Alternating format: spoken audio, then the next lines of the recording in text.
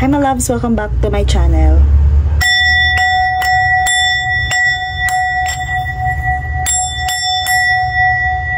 In today's reading, we will going to channel some love messages about your situation and message from your person. So isipin mo mabuti kung sino yung taong gusto mong maka-receive ng message, and tingnan natin muna kung ano yung love situation na to. Let's read the love situation first.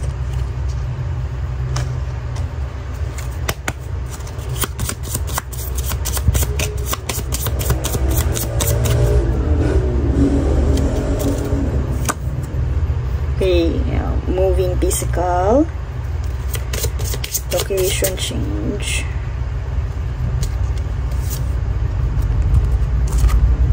single. Okay, current status available,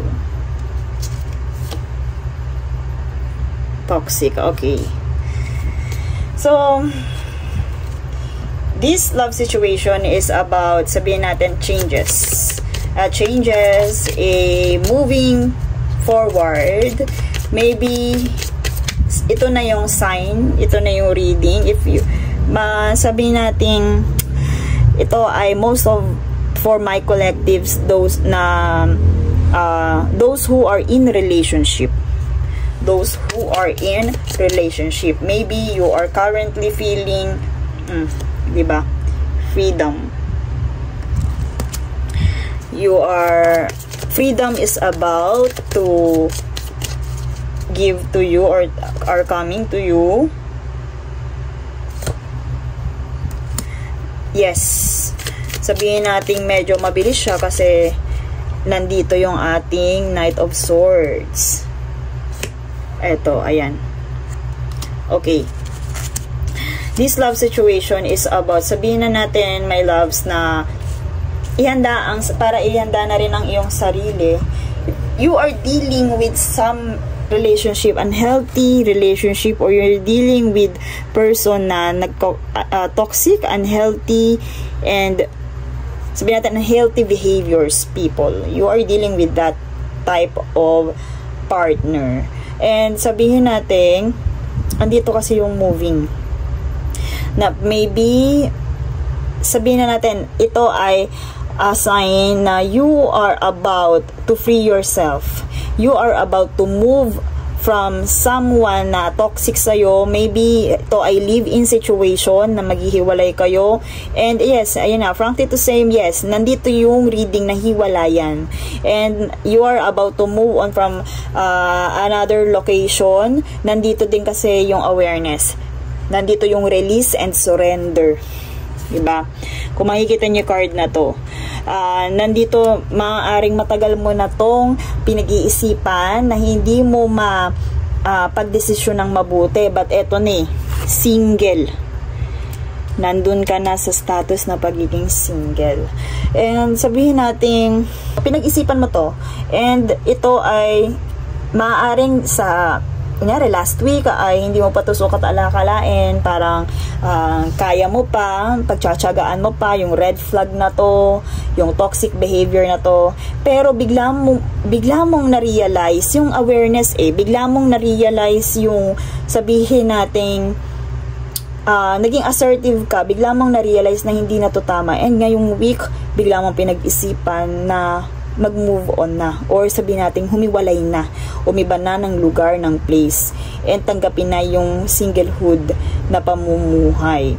Kasi maaari din na meron ka, hindi ka aware, pero nandito kasi to, kumbaga nandito yung pagkasakal, sabihin natin nandito yung pagkakulong, maaaring aware ka pero some of you may tendency, kasi nakaharap dito si Swords, may tendency na biglaan to, na hindi mo to ina-expect, may balita ka marireceive, meron kang awareness na malalaman, yung awareness, and andito na nga yung surrender, andito yung release. Okay? Nakaharap kasi siya dito. So, ibig sabihin, paparating to. Paparating yung freedom, yung release, and maybe ang dala nga ng Knight of Swords na to is awareness. May mga bagay na hindi ka pa alam and mare-reveal yun at magkokoses sa inyo ng hiwalayan or sabihin natin pag-move ng location ng isa sa inyo. Sabihin natin ito din ay nagkokos sa inyo ng imbalances. Nandun yung excess, yung too much disruptive energies from this person. It causes you toxic, lots of poison in your energies. And sabihin na natin too much na, nandun yung chaos, yung feeling na parang out of control ka na and kailangan mo na ng inner healing. Masyado na tong, sabihin natin, masyado na tong unhealthy sa'yo and you have to discord or disconnect from this person. You have to admit, to accept this one. So, kumbaga hiwalayan ang nababasa ng love situation na to. And sabihin natin merong mga bagay, may mga maaaring yung dahilan nito is alam mo na, aware ka na kasi nandyan yung excess. Maaaring aware ka dun sa pagiging toxic ng taong to, and maaaring nga din meron kang balita or merong awareness na malalaman. Maaaring meron kang mga bagay na hindi pa nare-realize before na ngayon ay na-realize mo na. Pwedeng pumasok yun. Okay, my loves? Now, this reading is a sign na paparating pa lang to or ito yung love situation na meron ka. Guilt. Don't let guilt get in the way of happiness. O, diba? Kaya hindi mo to mabitaw-bitawan, hindi ka makakawala-kawala dito. Tinitiis mo eh. Tinitiis mo yung sabihin nating pagkakulong. So, kumbaga, your soul, nakatali ka, masyado ka nasasakal, or sabihin natin, hindi ka na talaga masaya. Hindi ka na masaya dito sa nararamdaman mo na to. And sabihin natin, masyado kang nasasakal. Maybe, nandun pa yung guilt, kaya hindi mo to magawang pagdesisyonan. And sabihin natin, tinitiis mo to, pero kumbaga hindi mo na kasi siya kaya. So, kumbaga, don't let guilt get in the way of happiness. Kung hindi ka na masaya sa relationship na to, i-let go mo. Okay, so liberation is on your way. Kumbaga, doon na talaga papunta. Pero merong guilt, may guilt ka pa rin na nararamdaman. May guilt ka pa rin na nararamdaman sa pag-iwan mo dito sa taong to. Ayun, okay. Some of you are married. Okay, ito nga is reading for in relationship, live-in, or married. So, sabihin na natin na toxic na, hindi na healthy, and imbalance na. Imbalance na yung energy dito, my loves. So, ito ay, kumbaga, sa sign na kailangan muna ng separation with this union. With this connection. Kasi yung pagbe-blending together nyo is hindi na puro chaos. Andyan yung chaos, hindi na need to discord this marriage. Okay? Kung hindi ka pa, sabihin natin, decided, maybe this is a sign na kailangan mo talaga ng pag-isipan na. Kasi eto na yung energy mo. Kailangan mo ng pag-isipan, pero doon ka napapunta kasi nga napaka-unhealthy, and maybe this is a sign na your angels and guides are sabihin na natin supporting you. Kung ano yung makakapagpasaya sa'yo. Kung ano yung magbibigay ulit sa'yo ng happiness, and kung paano ka sabihin natin makakawala dito sa toxic behavior ng taong to. Okay, let's see the message. Bakit ganito yung nangyayari sa inyong situation? Okay, bakit ganito yung inyong relationship?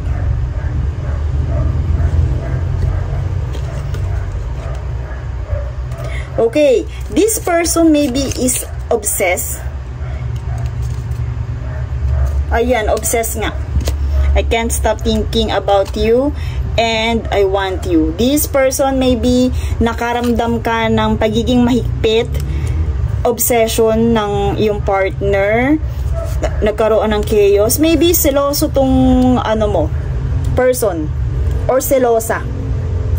hindi mo na kaya yung pagiging obsessive ng person mo, kaya gusto mo ng kalayaan. Masyado kang nasasakal, kung papansin mo, sakal na sakal, mata, dibdib, yung leeg, sakal na sakal, buong katawan. Diba? Yun, kumbaga, hindi ka na makahinga sa taong to kasi they are obsessed, they are possessive towards you, towards this relationship. So, at least, naiintindihan, kumbaga, sinasabi ng card na to na ito yung maaaring dahilan kung bakit napaka-toxic ng taong to dahil siya ay masyadong possessive. So, kung gano'n man siya ko-possessive, eto kung hindi pa kayo nyo nandito or paparating pa lang to, yung pagiging possessive na yun yung pwedeng maging cause ng imbalances ng inyong marriage or ng inyong union, yung pagiging possessive ng isa sa inyo. So, maaaring your person talaga is sabihin nating possessive and obsessed sa'yo, kaya nakaramdam ka ng pagkasakal, nakaramdam ka ng imbalance, and sabihin na nating ikaw yung tipo ng taong ito yung tipo ng relationship na sabihin natin kung ikaw yung tao is possessive, nandun nga yung pagiging jealous, nandun yung jealousy, and ang jealousy is nagkokos talaga ng lots of chaos and extreme recklessness. Kumbaga sabihin natin pwedeng hot and cold yung relationship ninyo dahil dito sa pagiging possessive ng person mo. And ano pa, message from this person. So, kung ito ay kabaga, hindi pa talaga sure, hindi pa to dumadating, maaaring at least warning to sa inyo na pwedeng ito yung maging cause, maging dahilan ng inyong breakup, yung pagiging possessive. Oh. Your person also thinks that there is someone else. Okay. Nagsandiyan nga yung pagiging possessive, there is someone else, yun yung iniisip niya, jealous yung person mo, and ito nga, nagkakos yun ng pagiging toxic niya, yung pagiging jealous niya. Masyado ko nasasakal dito sa kanyang behavior na to. Sabihin natin, yun ang iniisip niya, there is someone else, kaya gusto mong lumayo, kaya gusto mo siyang iwan, and alam mo sa sarili mong wala. Diba? I am terrified. Oh my gosh. Ito, yung message to from your person ha. So, dito pa lang makikita natin na possessive ang iyong person. Okay. If ever na wala pa kayo sa situation na to, maaaring ito yung isang sign para mas maiwasan nyo yung kahihinatnan ninyo. Yung pagiging, sabihin natin, yung pag-discord ng union na to, maaaring dapat iwasan nyo yung pagiging jealous, pagiging over-possessive, kasi isa sa inyo talaga masasakal. Pwede yun. Isa sa inyo pag nasakal, give up agad yan and mag-move to another location. Okay? So, obviously, your person or maybe ikaw yun. And this reading is a sign na your angels and guides wants to warn you if ever na ikaw talaga yung possessive, obsessive, and yung sabihin na natin jealous na partner. Pwede maiwasan mo yon para hindi kayo umabot dito sa discord. Okay? But ito, malinaw na malinaw, nandito yung pagseselos, nandito yung possessive. And they are terrified. Okay, yan, pwedeng kung wala pa, para mas maiwasan nyo yung pag-discord sa union na to. Yes. Kung ano man yon, they are saying yes. Kumbaga, matigas, nandito yung pagiging stubborn, jealousy ng partner mo. And kagaya nga na sinabi ko, kung ito yung kasalukuyan, kumbaga matigas, hindi siya nakikinig sa'yo because they are sabihin natin pinangiibabawan ng jealous. So sabihin natin alam mo na gano'n, naiintindihan mo, pero kailangan ng taong to ng space. Kailangan niyang baguhin to dahil they are unhealthy for you. Kailangan maintindihan niyo yon na hindi siya healthy yung pagiging ganito niya. So maybe naiintindihan mo, kumbaga nagigilty ka, pero kailangan nyo yung space na to para magkaroon ng pagbabago sa inyong relationship, kasi hindi nyo to pwede i-tolerate. Hindi niya, Hindi mo pwede i-tolerate yung pagiging stubborn niya and pagiging jealous niya. Pero yun nga iniisip niya, there is someone else. Kung ikaw yung makikipaglayo, or sabihin natin, ito yung nagkokos.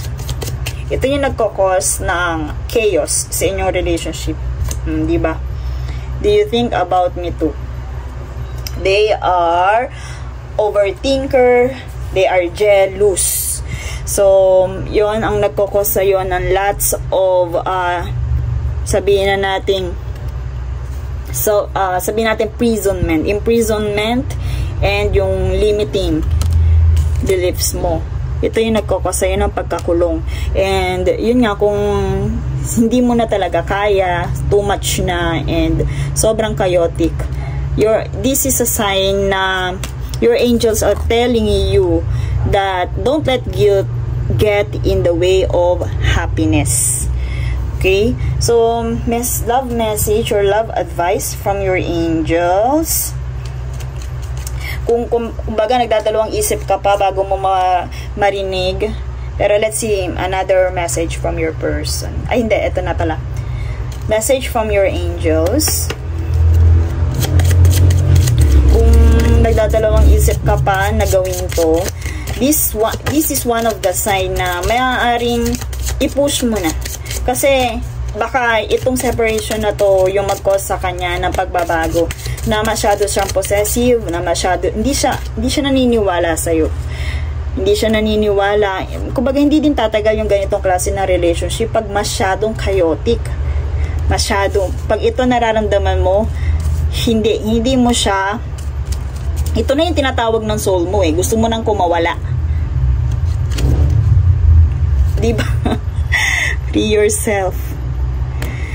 It's time for you to take back control of your life. Masyado ka talaga nasakal, my loves. And this one is one of the sign na your angels are telling you na hindi na to healthy sa'yo, na hindi na siya kumbaga nakakabuti para sa'yo. It's time for you to let it go. So magtiwala ka lang. Kumbaga ikaw ay supported by your angels and guides. Hindi mo kailangan ikulong yung sarili mo. Hindi mo kailangan, ayan, kagaya ng unicorn na to, nakakulong ka, my loves. Ayan, sakal na sakal ka. Hindi mo kailangan ikulong ang sarili mo. You have to take back to control of your life. Maaaring masyado kang napoposes ng taong to, na hindi pa healed, hindi pa fully healed, at sarado ang kanyang puso na makinig sa'yo. Tingnan nyo yung stand firm niya. Sarado siya, na hindi siya ayaw niya makinig dun sa mga paliwanag mo. Okay? So, your angels and guides are telling you na free yourself. Kung makikita nyo, sinafol natin ng card, ito talaga yung lumilitaw. And kung nagigilty ka man, kung hindi ka na masaya, don't let guilt get in the way of your happiness. Sobrang accurate, and sabihin natin consistent nung ating mga cards, na this is one of the sign na kailangan palayain ng sarili mo, dahil nagkokos yun sa'yo ng lots of unhealthy or ng toxic or poison sa yung energies. And maybe ito yung kinoconsider mo, yung union nyo, pero maaaring ito muna yung moment na kailangan nyo to para makapag-isip-isip. Kung kayo naman kasi talaga, kayo. Okay? Kagaya nga ng sinabi ko sa'yo, free yourself. It's time for you to free yourself. Kahit na nahihirapan ka, siguro talaga nahihirapan kang gawin to, yung decision na to. Kaya ka nandito sa reading na to, inatid ka niyang angels mo para sabihin natin, eto, kailangan mo ng pagdesisyonan. Ayan o, escape, liberation. Kasi ayan ayan ka, eto ka. Nakakulong kang masyado dito sa person mo na sobrang laki ng insecurity, sobrang sabihin natin walang katiwa-tiwala sa'yo, and stubborn, hindi handang makinig, possessive, and eto nga, ito na yung time para lumayo ka.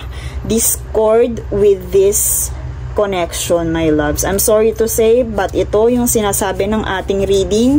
Ayan, discord. Diba? Discord. Ayan, Discord. And nakatapat siya dito sa unhealthy. Hindi ka i-discord ng angels mo. Hindi ka i-advise ng angels mo to discord or disconnect with this person kung hindi yan unhealthy sa'yo. So, yung behavior na yan, unhealthy behavior, people, ay kailangan mo nang i-cut off para sa yung freedom. Palayain mo ang sarili mo.